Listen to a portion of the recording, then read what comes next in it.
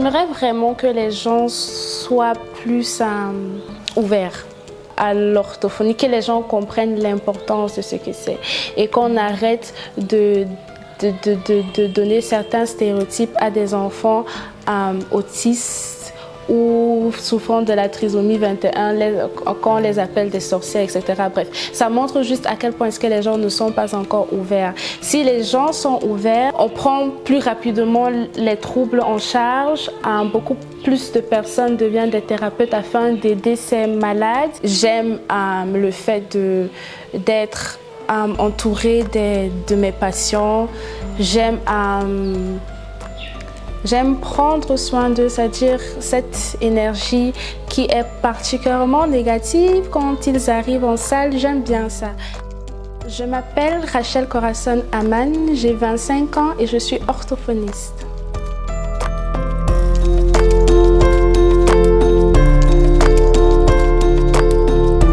L'orthophoniste est un thérapeute qui intervient chez des personnes qui ont des troubles du langage oral, comme par exemple le bégaiement. Ou alors on intervient aussi chez des personnes qui ont des troubles du langage écrit, comme la dyslexie, dysorthographie, qui sont des troubles d'apprentissage de la lecture et de l'orthographe, par exemple. On intervient aussi chez des personnes qui ont des problèmes de la déglutition, comme par exemple ceux qui ont la paralysie cérébrale, vu des fois ils sont paralysés de la tête aux pieds, et donc au niveau de tout ce qui est déglutition et tout, ils font des fausses routes. Donc justement pour empêcher ça, on intervient pour les apprendre à comment mieux avaler, etc., etc. Oui. Et il faut aussi savoir qu'on intervient chez des personnes de tout âge, enfants comme adultes.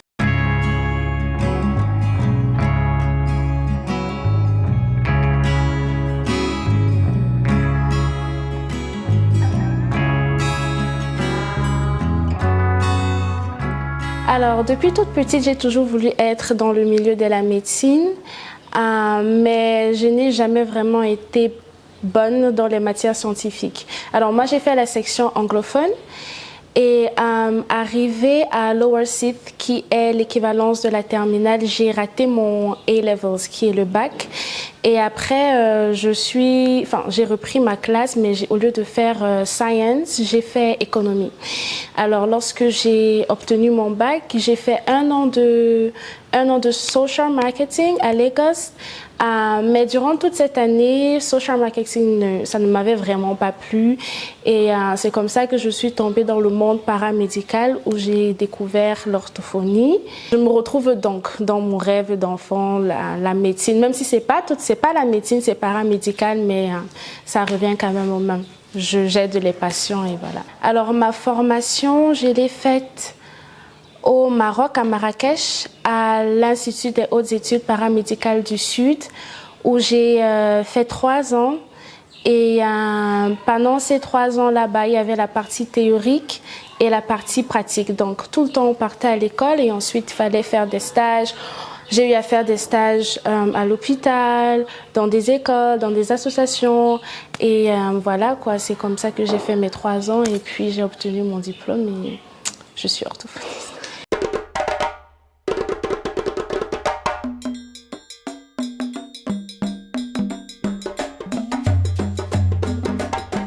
Depuis que je suis revenue au Cameroun, ça va faire bientôt 1 an. Et voilà, j'ai eu à travailler à domicile avec des patients.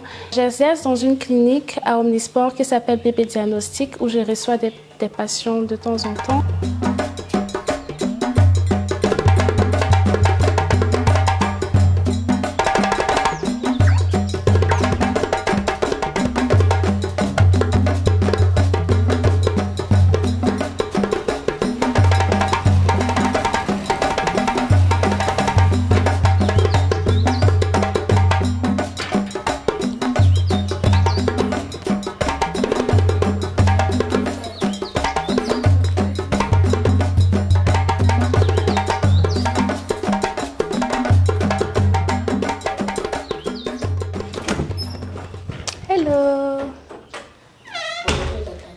Ça va. Ça va? Ah. Pourquoi tu parles pas? Tu peux pas me dire si tu vas bien? Si. Ok, d'accord. T'as fait quoi aujourd'hui alors avant de venir? J'étais d'abord à la maison et puis je suis partie chez mon ami. Et puis maman est partie nous chercher. Et puis maman est partie, je n'ai pas entendu. Et puis maman est partie nous chercher là-bas. Et puis on est parti à l'école. Et puis on était venus ici. Ah, ok. D'accord. Alors, je m'occupe des patients qui ont l'autisme, trisomie 21, paralysie cérébrale, bégaiement, tous les troubles 10, que ce soit dyslexie, dyscalculie, dysorthographie, les sous. Ouais, voilà une variété. Mais là, au Cameroun, je n'ai que eu l'opportunité de travailler avec des autistes, retard de parole. Non, tu vas te tourner. Tourne-toi, tu fais comme ça. Très bien.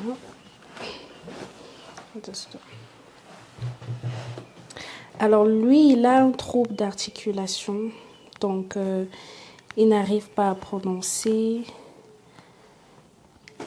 le mot, certains mots avec le TR et le CR. Donc des fois, quand il doit dire travailler, par exemple, il dit travailler tout simplement. Donc là, je commence la rééducation avec un massage, juste pour détendre les muscles buccaux.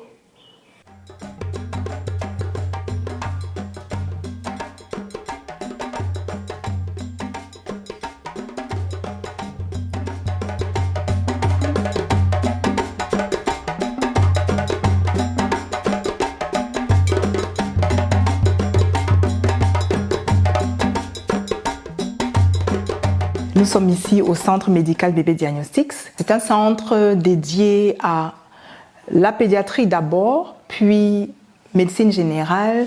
Nous avons élargi nos consultations aux consultations gynécologiques, aux consultations prénatales, aux vaccinations. Ce sont les directrices d'école, bien les maîtresses qui dirigent souvent les parents vers l'orthophoniste. Il faut dire que c'est un service qui n'est pas connu même de beaucoup de parents. Les parents ne se rendent même pas compte souvent que leurs enfants ont des problèmes de langage. Souvent, nous avons des familles où le père ou la mère parle déjà d'une façon qui, enfin, pour moi, anormale, la transmettent à l'enfant et ils ne se rendent même pas compte que c'est pas normal du tout. Ou alors, les enfants bégayent, par exemple, et on ne fait rien du tout, alors que c'est un trouble auquel on peut remédier tôt et qui est tellement important pour la personnalité même de l'enfant. C'est-à-dire, vous imaginez un responsable qui doit faire un discours devant les gens et puis bégaye. Vous voyez, c'est un handicap total qui mine le psychique de l'enfant. Donc, tu savais?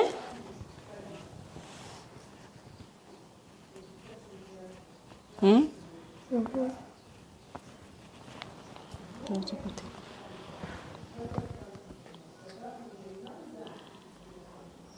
Hey! Un menton. Encore fait, encore la langue avec le nez. Fait. Non. Laisse. Très bien. C'est ça.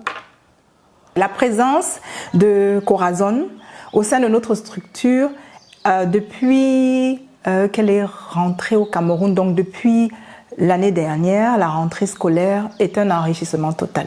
Comme jeune orthophoniste, elle est encore très engagée, ce qui fait qu'elle est très appréciée par les directrices d'école à qui j'en ai parlé, qui m'ont directement référé plusieurs malades. Et donc ici, elle continue à voir beaucoup d'enfants qui viennent de différentes écoles de la ville. C'est bien. plus fort. Donc cet exercice nous permet de travailler un peu sur le larynx, sur la langue aussi. Alors, combien de temps ça prend? Je dirais que c'est toute la vie, parce que c'est pas une maladie, c'est un trouble. Donc, il faut des rééducations toute une vie, ok? Et le mieux l'enfant voit l'orthophoniste en semaine, le mieux c'est. Par exemple, si je dois comparer un enfant qui a des rééducations orthophoniques 5 fois par semaine à celui qui a des rééducations orthophoniques 2 fois par semaine, le résultat sera plus appréciable chez celui qui a une rééducation 5 fois par semaine. La prise en charge des enfants autistes, elle est différente. Parce que chaque autiste est propre à lui-même, il est particulier exactement. Et du coup, j'aimerais rectifier quelque chose. Aujourd'hui, c'est mieux de dire trouble du spectre autistique parce que comme ils sont propres à eux-mêmes, alors une rééducation orthophonique ne peut pas être pareille pour 2 autistes. Elle est différente.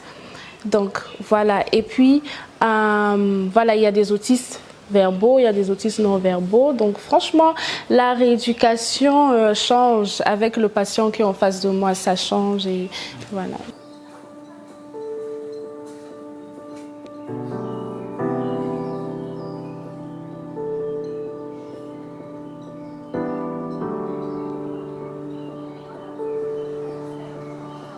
La prise en charge d'un enfant autiste est très coûteuse, malheureusement, parce que c'est quelque chose dont le patient en aura besoin toute sa vie. Donc oui, les parents sont appelés à dépenser pour que leur enfant trouve un épanouissement dans la société.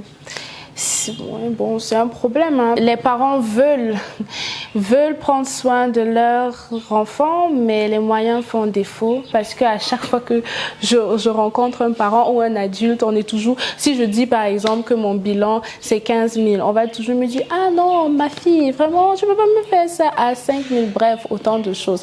Pourtant s'il s'en va chez je sais pas moi, le cardiologue ou chez le pédiatre, on n'essaye pas de bargain, de discuter le prix, si c'est 15 000, c'est 15 000. Mais quand on vient voir un orthophoniste, on discute un peu le prix parce que voilà, on dirait que ce n'est pas valorisé et c'est dommage. Donc oui, dans ce sens-là, je ne suis pas encore épanouie. Le gouvernement pourrait accompagner les parents en formant plus d'orthophonistes dans le Cameroun parce que je n'en connais pas particulièrement beaucoup.